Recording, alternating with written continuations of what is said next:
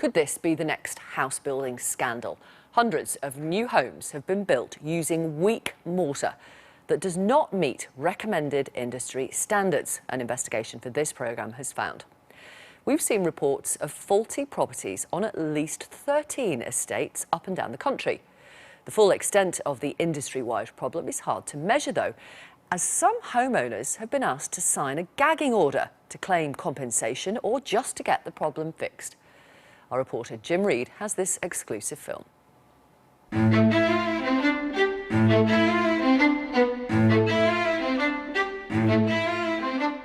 Last year, more than 200,000 new homes were built, the most since the financial crisis. But with the pressure on to build fast, a corner's being cut. It's supposed to be a happy retirement, and the last year and a half has just been a living hell. Just rubbing your finger across it, it falls off to dust. This programme has seen evidence of a structural problem in new houses up and down the country. What's more, we've heard the industry has sometimes been gagging homeowners to stop the details getting out. The NHBC's mission statement is raising standards, protecting homeowners, and from where I'm sitting, I can't see that they're doing either.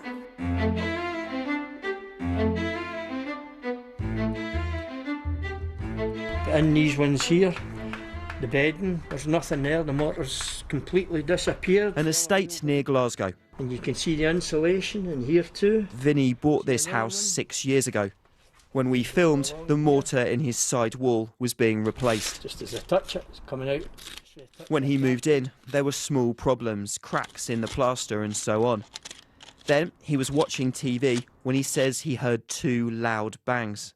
I went out to put stuff in my bin in the morning, and as I opened the bin lid and put the stuff in, stuff fell in my head. When I went like that, it was sand, and I looked at the bins and there was bigger bits of sand and mortar, and I looked up. That's when I seen what I seen. The mortar was falling out. He complained to the home builder, Taylor Wimpey. He spoke to the NHBC, that's the industry body which guarantees his new home. NHBC arranged for a company to take mortar samples. The bricklayer says to his boss, "Look at this, Harry, this is the worst I've ever seen." Those test results showed the substance sticking the bricks together, the mortar, appeared to be far weaker than it should have been. I never put the mortar in. I'm the guy who retired and decided to buy a new build house. I would never buy a new build house again. Campaigners say this is not the typical minor problem or snag you can expect with a new home, but a serious structural fault. Mortar used in housing is made up of these 3 basic ingredients. You've got sand, lime and here cement. And in most parts of the country, this is the sort of ratio you should see. So that's 1 part cement to 5.5 parts sand. But we've seen some test results come back showing the amount is much higher, in some cases more than double the amount of sand. And experts say that is going to leave the mortar much weaker than it should be. Where a house builder benefits is... Dr. Graham True has already represented other homeowners with this sort of problem. And if this is too weak here, what's the implication for the house?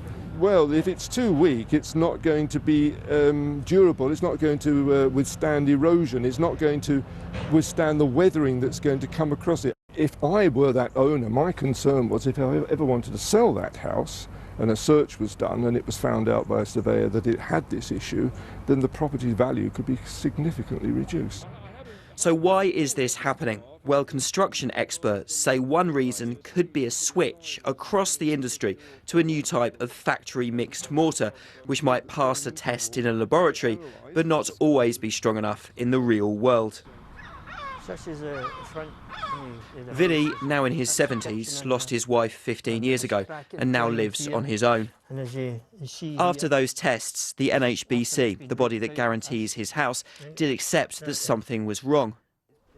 Repair crews came and went, but Vinny says the problem was never fully fixed. This is my house, this is inheritance to give to my kids, and I'm retired. It's supposed to be a happy retirement, and the last year and a half has just been a living hell. Do you regret ever buying this place? Yes, I do. I wish I was still in my old house. After 18 months, the NHBC did finally buy Mr Fassione's whole house back off him.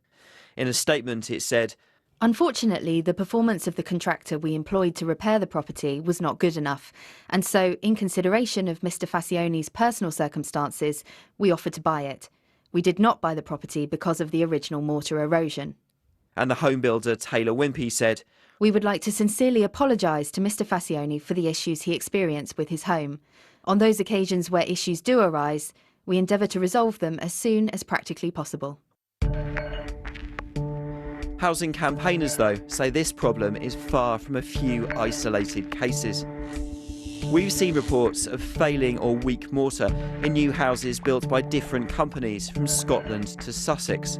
In one estate in the Scottish borders, it's thought almost 100 properties are affected. Same problem, same cable tie, 12 inches, goes all the way through.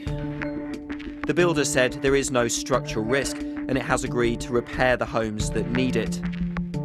If this weak mortar problem can be found throughout the country, then why do we not know more about it? Well, time and time again, we've heard from people who say they've been told by their lawyers not to speak out. In some cases, the problem has been quietly fixed or the house even bought back, but only if they agree not to tell anyone else about it. For example, one homeowner from an estate in England told us, "The only comment I can make is no comments. I'd like to speak out, but at the end of the day, I have to protect my investment." And the less durable it's going to be. Phil Waller writes a blog on new homes and calls weak mortar the next house building scandal. Why do people have to fight so hard, do you think, to get problems like this fixed? I don't know. It's black and white to me. If the mortar's not got sufficient cement in it, it's not strong enough, therefore it doesn't comply with the warranty standards. If it wasn't a problem, why are the NHBC and the builders buying houses back off of these people and then asking them to sign a non-disclosure agreement to keep quiet about it? It's going on, it's just not being talked about. Do you think it would be better for the industry if agreements like that were not allowed? I think it would be better for the whole of the nation if agreements that weren't allowed in any industry. Non-disclosure agreements should be banned full stop, I think. If it's all covered up, more victims are likely to be drawn into the net and make the same mistakes. This development with its 150 properties, and it's another new estate in the Midlands. It just reduces straight down. William Austin moved in with his wife just last year. It wasn't long before they noticed a familiar problem with the garage wall. The mortar, when we found it, is very soft and flaky, so just rubbing your finger across it, as you can see here, it falls off to dust. The house builder first said everything was fine, so William paid for his own test, which again appeared to show the mortar is weaker than it should be. It's pretty much like steel. You shouldn't really be able to flake it away by rubbing across it. Even something like a screwdriver, running a flat-headed screwdriver across it, will only leave a very, very faint scratch mark. But here you can see it's just grinding in. An independent review later found there was a problem, and the builder has agreed to fix that wall. The worry now is that other parts of his new home might have the same fault. You can see there's a hole between the brick, so you can see that's just weak, crumbling. Mr Austin has now hired his own surveyor, who is recommending more tests. The builder Barrett's apologised, but said it does not accept the mortar used on the estate was below standard, and tests showed every batch met the necessary specifications. The major concern is the fact that in a few years' time we could face serious structural issues that are going to cost, you know, a lot of money to put right. So the only option that we really have is some other form of mediation or taking a legal approach, taking the matter to court. You might have to go to court, you think? Yeah, we absolutely will be going to court. But legal action can be expensive. After years of campaigning, the government has now agreed to appoint a new Homes Ombudsman to try to sort out problems like this. He or she, though, is unlikely to start work for at least another year. In the meantime, any unhappy home buyers out there are left very much fighting their own corner. Jim Reid reporting. Sheefer on Twitter says, as someone who's worked on housing developments and seen how they are built, I would 100% not want to live in one. Andrew on Facebook says this is happening all over the country. I'm a bricklayer with 20 years experience, and since we've moved to pre-mixed mortars, I've personally witnessed pre-mixed turning up without any cement on numerous occasions. I've walked off many sites because after notifying the site manager of faulty mortar, I was told to carry on and not to say anything. This is widespread behaviour because meeting targets is more important than quality. Adrian on Facebook says, we had the same problem on our whole development. We all had to threaten legal action until they caved in and replaced the mortar on 10 houses. I've been talking to Amy Williams, who's had lots of issues with her new build home, including a condemned boiler and no soundproofing on her house. And also Steve Turner. He's from the Home Builders Federation, which is the body that represents house builders. What's his reaction to our investigation? Well, we don't know. I don't know. I'm not aware of the specific cases, obviously. Mortar is well regulated through suppliers to house building sites. There's very comprehensive quality assurance tests done by the suppliers. There's very few instances that we're aware of that defective mortar has been used. It's not a common issue in the slightest. And clearly in those circumstances where it has been used, there's an obligation on the builder to fix the issues under the guidance from a structural engineer.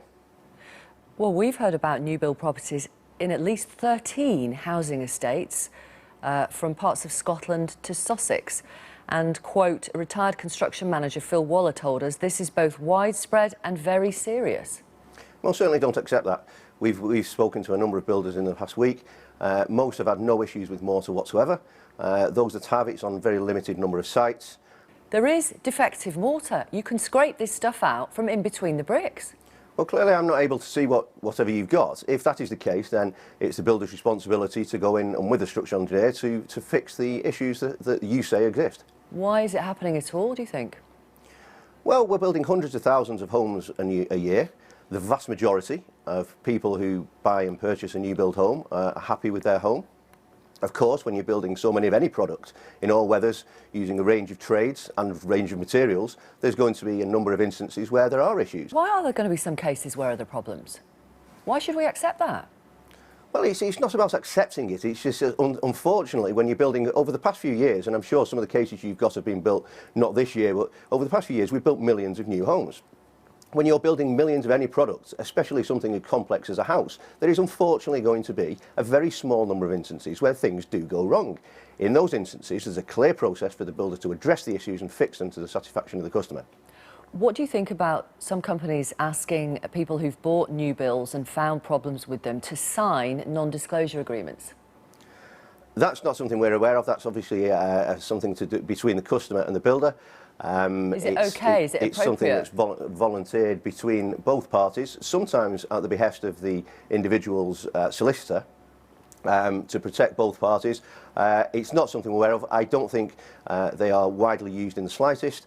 But they are used, and sometimes at the request of the house builder. Okay, that's maybe the case, and you're telling me that. That's something that clearly is between the individual builder and the customer needs to voluntarily sign that, having taken legal advice from their advisors. What do you think of the use of non-disclosure agreements? That's not for me to comment on. That's something between the builder and the customer. Amy Williams, your issues weren't to do with mortar. There were other problems with your new build home. What did the company who built it, Taylor Wimpey, say to you in terms of how they would potentially settle with you? We had to agree to sign a non-disclosure agreement, and that would have been fine. However, some of the terms of that non-disclosure agreement would prevent us from ever mentioning the subject matter of dispute, and we took issue with that and refused to sign on that term. Right. And why do you think a non-disclosure agreement was suggested to you? Taylor Wimpey insist on non-disclosure agreements for settling any issue. We have another issue, and they have recently sent us a letter with a resolution in it that isn't satisfactory, and it clearly states that this offer only exists if we would be willing to sign a non-disclosure agreement. Otherwise, they won't rectify the issue. So that's the clear dilemma that you have. Sign this, And we'll rectify the problems in your new build. Yep. Don't sign it and we won't. Is that what they're saying? That's what they're saying. That's the offer. This is what Taylor Wimpey say to us. We very rarely enter into non-disclosure agreements with customers during negotiations. As part of our previous resolution with this customer, i.e. you, we have entered into a settlement agreement, the terms of which were to the satisfaction of the customer, agreed to by both parties, and they included a confidentiality provision. To that, I would like to say that the previous agreements that we have made with Taylor Wimpey, we have had to make under duress because we have been put under an immense amount of pressure, an immense amount of intimidation, and for months or even years, and it gets to a point where you just need it to end. And so when we are signing these and when we are agreeing to accept their resolutions, it isn't because we're happy, it isn't because we have been given the product that we paid for, it's because we simply can't carry on fighting. We haven't got the money and we haven't got the time. I'm sure they would reject any claims of intimidation. They also say, we recognise that on this occasion we did not meet our high standards and we'd like to apologise to Mrs Williams. We sought to fix any issues raised as soon as possible, and when we were subsequently made aware of an outstanding remedial issue relating to acoustic insulation, we made it a priority to investigate and offer a solution that was supported by an independent surveyor. We remain fully committed to resolving this as soon as possible. That's not true. I reported this issue back in April, the beginning of April, and it's still not resolved. So I don't see how that's quickly resolving the issue. Let me ask Steve Turner then, do you have any advice for someone like Amy Williams? Obviously, you've got brief details of her case, but there is a dispute with the people who built her home. What should she do as the representative of the Home Builders Federation? Well, clearly I can't advise Amy, and I'm not aware of her individual circumstances. The point I would make is that the overwhelming majority of people are happy with their new home. The surveys show that over 90% of people will buy new again. The industry is undertaking a huge amount of work to minimise the number of issues where, in cases such as Amy, and most people who live, over 90% of people who live in a new home, will buy new again. Now, clearly, in cases like Amy's, the builder has a responsibility to get it right, and I think Taylor Wimpey are working with her to ensure that that happens. Thank you very much for coming on the programme. Amy Williams and Steve Turner from the Home Builders Federation. This email from Gordon. I have had my house bought back by the builders because there were so many faults. They settled on the steps of the court, paying every court cost incurred, including fitted carpets, curtains, telephone connection, everything they bought back. And Paul says the NHBC are next to useless and protect no one but themselves. They state that issues should be flagged within the first 2 years, so why bother with a 10-year guarantee? And there are many more of those. I'll try and read some more before 11. Do keep them coming in. So many emails about weak mortar. I mean, effectively, the cement in between bricks, the mortar in between bricks in new build homes, crumbling. Harry says, I was looking to buy a house in the south of England. I got to know a few of the men who were working on a new development nearby. I said to the most senior of them, will these be a good buy? His reply told me all I needed to know. Well, they'll never become slums. They won't last long enough. Charming. Steve says if this issue is happening to new build homes and a lot of it is down to pre-mixed cement, it makes you wonder if it's also happening to other structures such as schools, hospitals and bridges.